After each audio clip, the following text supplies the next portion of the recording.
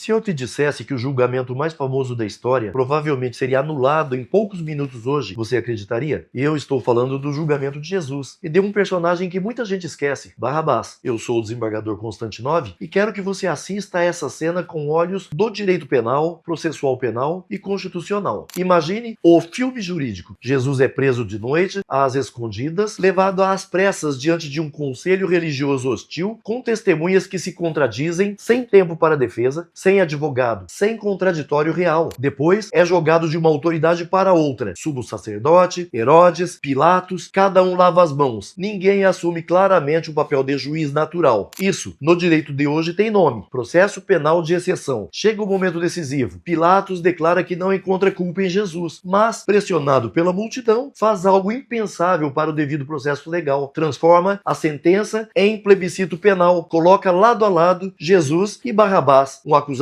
político-religioso e um criminoso comum, e pergunta para a multidão: quem vocês querem solto? Repare, o critério não é prova, é popularidade. A garantia não é a Constituição, é o grito da praça. A decisão não é jurídica, é política. É exatamente assim que nascem os chamados tribunais de exceção, órgãos criados ou manipulados especialmente para certos casos ou certas pessoas, muitas vezes depois do fato, com regras ajustadas para condenar quem já foi previamente escolhido pela política ou pela opinião pública. Não são juízos naturais, são juízos sob medida. A história está cheia de exemplos de crimes de grande repercussão, julgados desse modo em regimes autoritários. Muda-se a regra, cria-se um tribunal que eles dizem especial, altera-se o rito processual, tudo para dar uma resposta exemplar à sociedade. Quando o Estado faz isso, ele não está aplicando justiça, ele está personalizando a justiça, o que é o oposto do Estado de Direito. Por isso, a Constituição brasileira foi claríssima: não haverá juízo ou tribunal de exceção. Artigo 5º, inciso 37, e reforça no inciso 53. Ninguém será processado nem sentenciado senão pela autoridade competente. Em outras palavras, juiz natural prévio, imparcial, definido antes do fato e nunca criado sob medida para ninguém. E aqui entra um ponto mais duro, mas necessário. Enquanto a Constituição proíbe tribunais de exceção pelo Estado, as facções criminosas criam seus próprios tribunais do crime, justamente para copiar de forma perversa a ideia de julgamento. São sessões clandestinas em vielas, barracos, mata fechada, sem defesa, sem contraditório, sem lei, em que a mesma organização que acusa, julga e executa a pena. Qual de nós ainda não ouviu falar desses tribunais do crime? Ali a sentença pode significar ser executado a tiros, espancado até a morte ou até colocado dentro de pneus e incinerado, entre outras formas brutais que essas facções utilizam contra quem consideram culpado. Não há recurso, não há instância superior, não há Constituição. Só medo, coação e violência decidindo quem vive e quem morre. É o avesso absoluto do processo penal constitucional. Não há juízo natural, não há imparcialidade, não há garantia alguma. Há apenas o poder paralelo substituindo o Estado com a força e o terror ocupando o lugar do direito. Voltando ao nosso processo antigo. Se o caso de Jesus chegasse hoje a um tribunal, antes mesmo de discutir culpa ou inocência, a decisão muito provavelmente diria, aspas, declaro a nulidade do processo por violação grave ao devido processo legal, à ampla defesa, ao juiz natural e ao princípio da imparcialidade. A condenação, fundada em pressão da opinião pública, não se sustenta em um Estado constitucional. Agora, traga isso para a nossa realidade. Toda vez em que a sociedade pede justiça imediata para um crime de grande repercussão, toda vez em que a mídia transforma o réu em monstro antes da sentença, toda vez em que se cogita mudar a regra por causa de um caso específico, o fantasma do tribunal de exceção volta a bater à porta, seja na forma de um Estado que quer julgar fora da Constituição, seja na forma de um tribunal do crime que julga sem Constituição nenhuma. E é aqui que fica o recado: ou o processo penal segura a porta contra a multidão e contra o crime organizado, ou eles entram, decidem primeiro e só depois alguém lembra da Constituição. No dia em que aceitarmos o tribunal de exceção, só desta vez ninguém mais terá certeza de quem será o próximo Jesus, quem será o próximo Barrabás e principalmente quem será o próximo a ser julgado sem direito só na base do grito e da força. Muito obrigado.